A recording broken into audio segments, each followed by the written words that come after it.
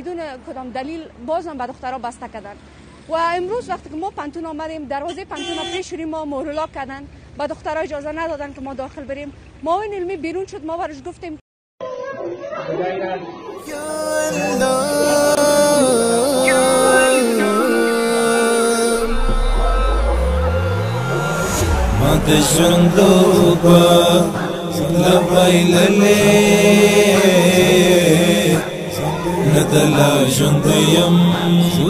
داسې یو دلیل هم نشته په شریعت کې چې په هغې کې دا راغلي چې د ښځو تعلیم ناجایز دی.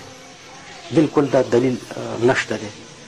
اکثرو کتابو بلکې ټولو د کتابو دا لیکلي دي چې د ښځو تعلیم جایز دی او فرض کفایي دی، ځکه چې یو زنانه مریضه شي، خصوصا د افغانستان او د پاکستان او مسلمان ماحول کې الټراساوند ته ضرورت وي، خصوصي امراضو علاج ته ضرورت وي، نو هغه علاج چې په زنانه ډاکټره باندې. د اذان نیوز محترم لیدونکو السلام علیکم. د نجونو د پانتونونو تړل کېدل، د نجونو د ثانوي دورې د تړل کېدل څخه وروسته دا د نجونو پانتونونه هم وتړل شو. د پانتونو دغه بندونې په افغان ولس کې ناهیلي رامنځته کړې ده. نن ورځ هیڅوک هم په دې نه خوشحاله چې باید پانتونونه بند شي.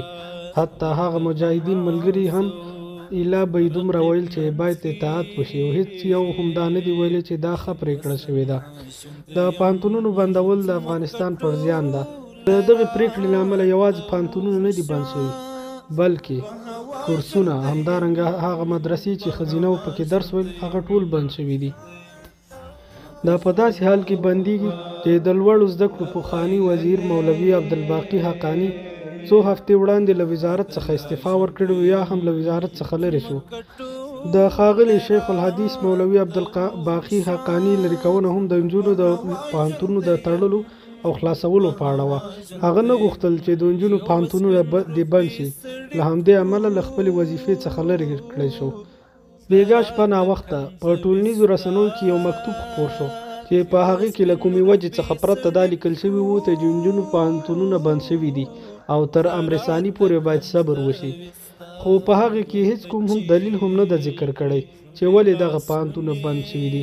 آیا د دغه پوهنتونونو بندول شرعي وجه لري او یا هم سیاسي؟ تر اوسه په دې اړه هم معلومات نشته. دغې ناوړه پرېکړې غربي میډیا ته پراخ مواد په لاس ورکړي دي.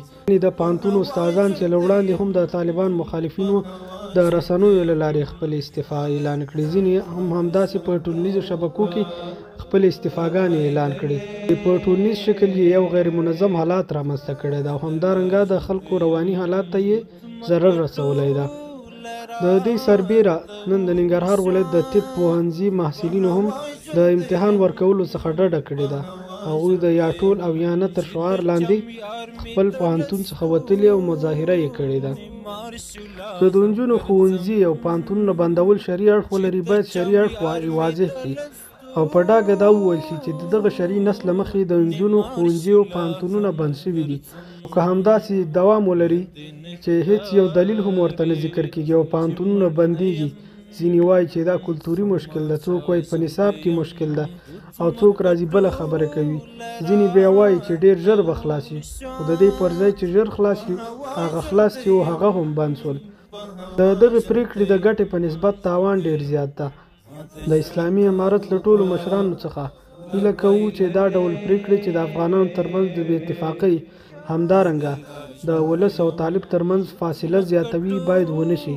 دغه ډول پرېکړې د طالبان مخالفینو ته لا خام مواد په لاس ورکوي او هغه خبرې چې وړاندې به یې کولې چې طالبان د نجونو ښوونځي او پوهنتونونه بندوي او د طالب ملاتړو به ورته ویل چې نه داسې نه کوي.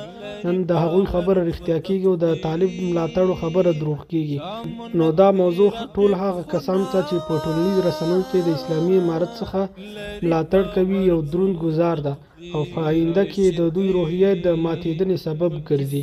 همدا ډول دغې پرېکړې ته د اسلامي امارت ګڼ شمېر مسؤلینو او همدارنګه هغه مبارزینو هم غبرګون ښودلی چې د اسلامي امارت د حق داعیې څخه یې ملاتړ کوو، چې له جملې څخه تر ټولو مهم شیر محمد عباس ستانکزي ته په یو مربوط اکاونټ کې د دې پرېکړې مخالفت شوی ده. همدارنګه د اسلامي امارت فرهنګي مبارز مولوي ضیاء الرحمن اصغر پر خپله ټویټر پاڼه لیکلي د عالي تحصیلاتو وزارت په ډېر ژر یو مطبوعاتي کنفرانس جوړ کړي چې په هیواد کې د پوهنتونونو د تړلو په اړه وضاحت وکړي. کار دا چې له زغم او صبر او حوصلې څخه کار واخلو. زه یقین لرم چې مشران به داسې کار نه کوي چې د نظام او ملت پکې زیان وي. خویندو ته به حتما د تعلیم ښه چاپېریال برابرېږي. دا به یو ډېر سم او ښه کار وي تر څو د دغې پرېکړې وضاحت وشي. په ټولنیزو رسنیو کې ځینې ویډیوګانې خپرې شوي چې پکې لیدل کېږي نجونې د پوهنتونونو د بندېدلو په وړاندې ژاړي چې دغه ډول ویډیوګانې خپرېدل د نظام پر وړاندې د خلکو کرکه راپاروي. همدارنګه د ولس او حکومت ترمنځ د فاصلې د ایجاد لپاره دغه ویډیوګانې ډېر مؤثرې دي چې د ولس او حکومت ترمنځ فاصلې رامنځته کوي. دا ویډیوګانې چې په ټولنیزو رسنیو کې خپرېږي دا یو داخلي اړخ ده. له دې څخه پرته دغه ویډیوګانې چې په خارج کې لیدل کېږي هلته د افغانانو پر وړاندې او همدارنګه د افغانستان د اسلامي امارت د نظام پر وړاندې د نړیوالو کرکه زیاتوي او هغې یو بد تصویر وړاندې کوي. د دې پرته هغه کسان چې د اسلامي امارت مخالفین دي له دغه ډول ویډیوګانو څخه په پراخه کچه تبلیغاتي استفاده کوي. دا چې اسلامي امارت تازه راټوکېدلی ده او دلته د هیواد په دننه او بهر کې ډېر هغه مخالفین لري چې تر اوسه یې خولې بندې دي. هغوی چې راسن او مستقیم ډول په اسلامي امارت انتقاد نشي کولی د داسې واقعې د پیښېدو په وخت کې د خپل زړه بړاس وباسي او اسلامي امارت تر کلکو نیوکو لاندې راولي چې دغه ډول خبرې په ولس کې د دوی د محبوبیت لامل ګرځي. موږ وینو چې نجیب د افغانانو قاتل و. د ده له لاسه افغانانو هجرت کړی و. هغه د کمونیست ګوند یو غړی و. همدارنګه د روسیې د KGB یو استخباراتي مامور و. ګڼ شمېر افغانان یې ووژل. د خپلو افغانانو د وژلو لپاره یې د روسیې څخه ملاتړ غوښته او روسان یې په افغانانو مسلطول. خو د مجاهدینو د خپلمنځي جنګونو همدارنګه د هغوی د هغه نارواو عملونو له امله چې نه هم په اسلام کې جواز درلود، نه په افغاني کلتور او نه یې هم د اسلامي حیثیت سره سر خوړ. د مجاهدینو دغه ډول ناوړه کارونه د دې لامل شو چې نجیب د ځینو افغانانو په زړه کې ځای پیدا کړي. هغه مجاهدین چې د جهاد په نوم راغلي وو پر خپلو منځو کې په جنګ واوښتل او هغه څه یې چې هدف و د خپل هدف څخه منحرف شو. الله تعالی هماغه مجاهدین دومره ذلیل کړل چې د خپلو شاګردانو په لاس یې وشړل او بیا یې د امریکا تر سیوري لاندې په یو داسې حکومت کې راټول کړل چې هیڅ اسلامي او شرعي جنبه یې نه درلودله. همدغه اسلامي امارت و چې دغه مجاهدینو د شر او فساد ډلې یې له منځه ویوړل. دغه شر او فساد ډلې هماغه پخواني مجاهدین و چې دغه اوساني اسلامي امارت مشران د هغوی د عسکرو په څیر و او د هغوی په مختلفو ګوندونو کې دوی جهادي خدمت کو.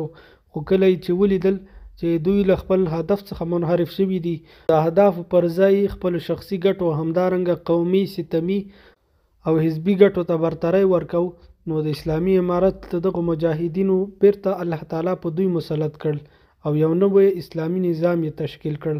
همدا ډول اوسنی اسلامي امارت هم باید ډیر پام وکړي، هسې نه چې دغه اشرف غني سبا د ځینو افغانانو په زړه کې د اتل په څیر پاتې شي او د اسلامي امارت ځینې داسې کړنې د دې لامل وګرځي تر څو د افغانانو زړونه ورڅخه مختوري شي. دغه ډول پریکړې چې د ولس او حکومت ترمنځ فاصله ایجادوي د دغه ډول ناوړه شخصیتونو د محبوبیت لامل ګرځي. اسلامي امارت یوازې د افغانستان د سني جهاد ثمره نه ده، بلکې د افغانستان د 40 کلن جهاد ثمره اسلامي امارت ده. اسلامي امارت باید د هر قدم په کېښودلو ډیر متوجه اوسي تر څو یې پښې داسې ونه خویږي لکه د تیرو مجاهدینو چې الله تعالی بیا داسې ذلیله کړل چې د امریکایي اشغال تر چتر لاندې.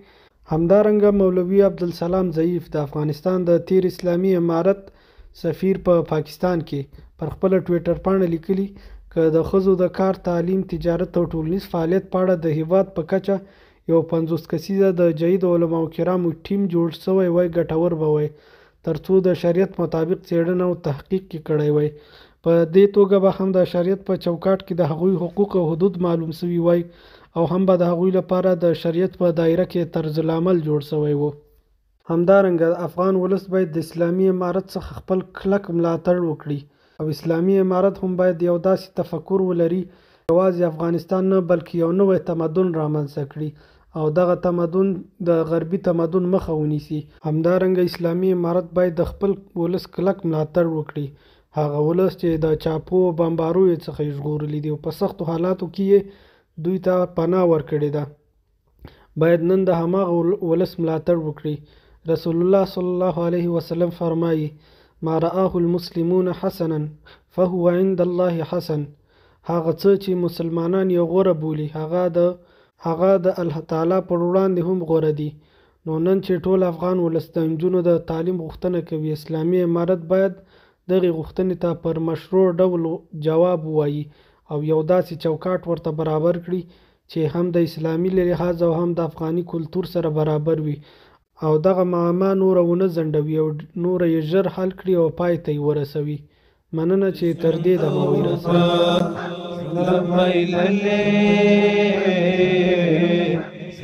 ندلا ژوند یم خود مکټو لرا تورشا بهوا ژوند یم بهوا ژوند